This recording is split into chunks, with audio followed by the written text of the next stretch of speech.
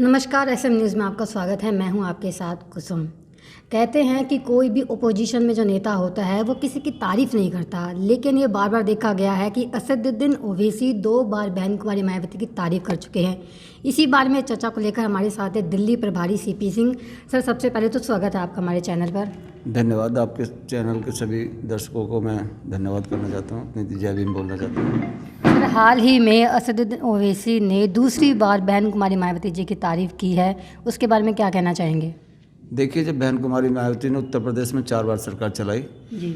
तो उन्होंने साबित किया, चाहे वो दलित हों, चाहे मुस्लिम हों, चाहे वो अपर कास्ट हो, चाहे ओबीसी के लोग हैं, उनके लिए जो उन्होंने कल्याणकारी काम किए हैं, चाहे हज हाउस बनाने की बात की हो या लोगों को हज पे भेजने का काम किया हो, चाहे लोगों को नौकरी देने का काम किया हो, चाहे लोगों को ज़मीन के पट्टे देने का काम किया हो, चाहे उनको 150 गज का प्लॉट देने का काम किया हो, चाहे उन्होंने इतिहास में पहली बार 2 कमरे का मकान, लैट्रिन, बाथरूम हाईवे रोड पे बना के देने का काम किया हो। तो ये वो जानते हैं कि इस देश के अंदर यदि कोई सबसे सशक्त नेता है आज की तारीख में तो बहन कुमारी मायावती जी हैं। और उन्होंने इस बात को साबित करके यहाँ दिखाया कि आज़ादी के 75 साल के बाद जब जब उन्हें मौका मिला तो उन्होंने आम जनता के लिए जो जनता की चाहत होती है कि भाई सरकारें हमारे लिए काम करें, तो वो उस मायने पे बिल्कुल खरी उतरी हैं। इसलिए ओबीसी नहीं, अन्य दल के लोग चाहे दबी जुबान से बोलते हैं, वो ये जानते हैं कि बहन कुमारी मायावती यदि इस देश की शासक बनती हैं, राजा बनती हैं, प्रधानमंत्री बनती हैं या मुख्यमंत्री बनती हैं तो वो निश्चित रूप से देश का प्रवर्तन करेंगे। इसलिए वो ना चाहते हुए, क्योंकि अब ओवैसी साहब तो अपनी पार्टी के राष्ट्रीय अध्यक्ष हैं और पूरे देश में चुनाव लड़ाने का भी काम कर रहे हैं, मगर उन्होंने 2 बार उस दर्द को दिखाने का काम किया कि भाई यदि बहुजन समाज पार्टी जो ताकत में इस देश के अंदर नंबर 30 नंबर की पार्टी है, जब रजवाड़े थे तो उसको हमने दूसरे नंबर पे किया, जो कांग्रेस के रूप में जाना जाता है। आज जो इस देश के पूंजीपति वो आगे चल रहे हैं, तो उसके बावजूद भी, साधन वहीन होने के बाद भी, पूंजी कम होने के बाद भी, किसी पूंजीपति से पैसा ना लेने पर भी आज पार्टी उनका मुकाबला करती नज़र आती है। तो ये जानते हैं कि वो क्षेत्रीय पार्टी बन सकते हैं, मगर यदि राष्ट्रीय पार्टी बनने का मादा किसी के अंदर है तो बहुजन समाज पार्टी है, और इस बात को उन्होंने साबित भी किया है। तो आज सब लोग बहन कुमारी मायावती की तरफ नज़र उठाए देख रहे हैं कि कब ये मौका मिले, जनता कब यहाँ की समझे और बहन कुमारी मायावती के सामने पूरी ताकत के साथ उसके साथ खड़े हो जाए। सर, भारत की राजनीति में और भी बड़े बड़े नेता हैं, लेकिन ऐसी क्या कमी है जिसे देखकर ओवैसी साहब ने कहा कि भारत की राजनीति को बहन जी की ज़रूरत है?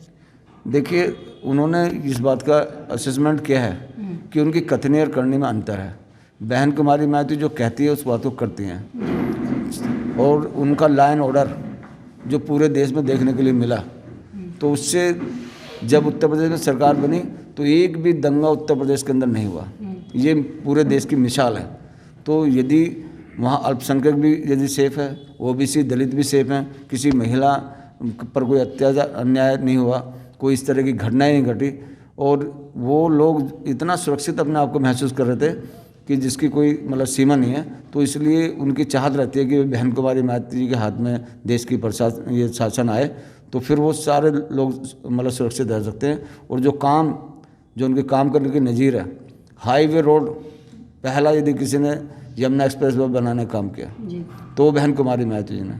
गौतम बुद्ध यूनिवर्सिटी बनाकर, और उसके साथ ही गौतम यहाँ पर फार्मूला 1 रेस अमेरिका जैसा देश नहीं करा पाया, मगर बहन कुमारी मायावती जरा से जिले के अंदर बुद्धा सर्किट नाम रख के उसका यहाँ पर फार्मूला 1 रेस कराने का काम किया।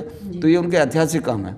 तो जब ऐतिहासिक काम यदि जनता जानती है कि भाई ये लोग सिर्फ हमें मूर्ख बना रहे हैं, सिर्फ बहन कुमारी मायावती एक ऐसे नेता हैं जो कहेंगे उसको करके दिखाएंगे, और जो इस देश के संविधान में लिखा है उस पर वो पूरी खरी उतरते हैं जब भी उनको मौका मिलता है। वर्तमान में निगम में जो चुनाव का माहौल है उसको लेकर क्या कहेंगे? देखिए, निगम में यहाँ पर ये नौटंकी कर रहे हैं जी। यही जो, मैं तो उसको पार्टी का नाम भी लेना पसंद नहीं करता हूँ।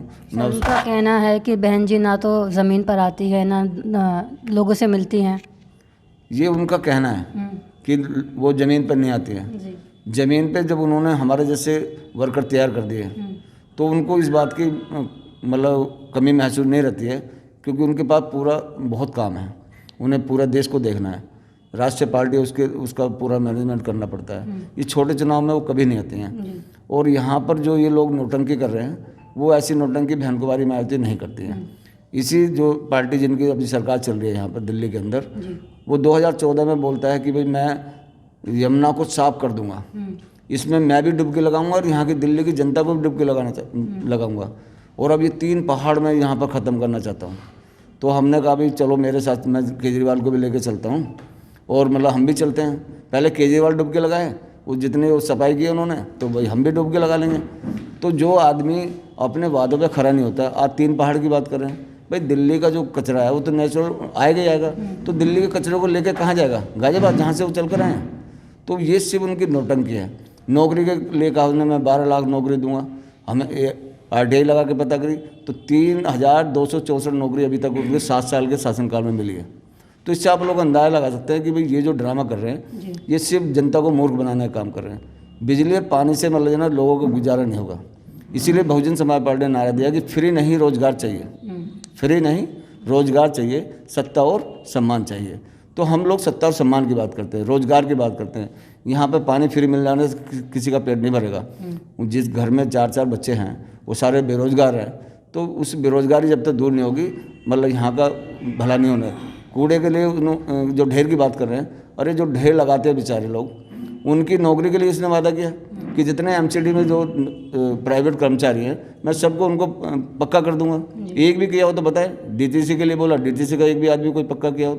और बोलता है कि भाई मैं अब नहीं कर सकता हूँ, मेरी पावर नहीं है। अरे जब तुम्हारी पावर नहीं थी, तुम्हारे पता है तुम्हारे अधीन नहीं है, जो अधीन है उसी को कर दे, जो तुम्हारे पास अधीन नहीं है उसके लिए आप जनता को मूर्ख बना रहे हैं। तो अब जनता यहाँ समझ चुकी है, इनकी नौटंकी, इनके जो नाटक है उसको समझ रहे हैं। तो इसलिए वो लोग मतलब ना किसी भी कीमत पर इस बार वो उनके साथ नहीं जा रहे हैं। जनता में बिखराव आया है, मतलब उनके अभी आपने देखा होगा कि पहले वो खुद खंबे पर चढ़ता था, किसी का तार जोड़ रहा, किसी का तार हटा रहा था। आजकल उसके लोग खंबे पे चढ़ते नजर आ रहे हैं कि भाई टिकट नहीं मिला, क्यों नहीं मिला?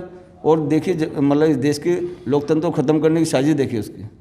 भाई यदि कैंडिडेट को मतलब 4 है, 5 हैं, 10 लोग हैं टिकट मांगते हैं, तो उनके सबके मतलब ओरिजिनल कागज उसने जमा करा लिए, और टिकट तो एक को ही देना था। यदि एक आदमी को टिकट दिया है तो उसके बाद बाकी लोग यदि चुनाव लड़ना चाहते हैं तो उसके अधिकार को छीनना चाहता है वो आदमी। तो उसने सब कागज़ जब्त कर लिया और किसी को कागज़ नहीं दिए। तो एक आदमी टावर पे चढ़ गया कि भाई मेरे कागज़ लेकर आओ, मैं कहीं से भी चुनाव लड़ूँ, मेरा हक बनता है इस बात का कि भाई मुझे देश में ये संविधान ने मौका दिया है कि भाई मैं चुनाव लड़ सकता हूँ, चाहे आपकी पार्टी चाहे किसी भी पार्टी लड़ूंगा। मगर उसने उसको भी वंचित करने का, लोगों को वंचित करने का काम किया। तो इससे आप अंदाज़ा लगा सकते हैं कि वो कितना सातिर आदमी है। वो जनता के हित में नहीं है, वो सिर्फ अपने हित की बात करता है। जब राज्यसभा में भेजने की बात आई तब भी आपने देखा कि जिस झुग्गी झोपड़ी के लोगों ने वोट दिया, जे कॉलोनी के लोगों ने वोट दिया, मुस्लिम समाज के लोगों ने दिया, वाल्मीकि समाज के लोगों ने बहुत संख्या में वोट दिया। मैं ये सोचता था कि भाई वो राज्यसभा में जब भेजेगा तो एक वाल्मीकि को भेजेगा, एक झुग्गी झोपड़ी के आदमी को भेजेगा, एक किसी मुस्लिम को भेजेगा। मगर जब देखने के लिए आया तो भाई मुख्यमंत्री था, 2 मतलब वैश्य समाज से, तो उन्होंने 2 अपने हिस्से में ले लिए। जब 2 अपने हिस्से में ले ली तो उन्होंने डिप्टी स्पीकर बनाया सिसोदिया जी को।